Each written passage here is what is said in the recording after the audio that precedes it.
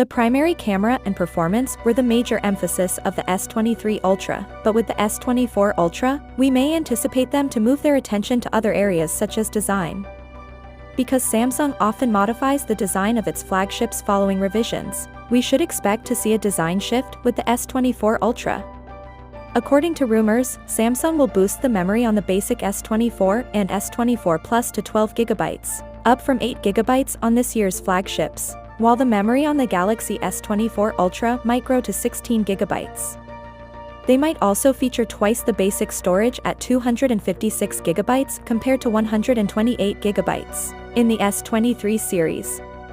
Samsung previously provided that much RAM in a non-Ultra Galaxy S series handset in 2019, with the Galaxy S10 Plus, while the 512GB S20 Ultra had 16 GB of memory. If this information is right, the S24 might provide much-needed improvements in multitasking performance and game loading times. According to various leaks, Samsung's next year's flagship would include a 144Hz high refresh rate display.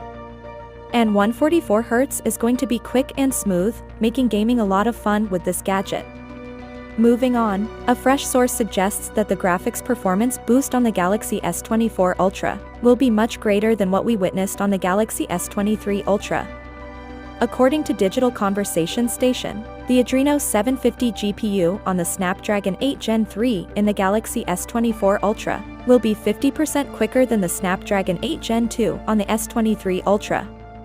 Samsung will employ a bespoke version of the Snapdragon 8 Gen 3 with higher clock speeds in both CPU and GPU. Therefore, the Galaxy S24 Ultra will experience an even larger boost than the previously announced 50% for the ordinary Snapdragon 8 Gen 3.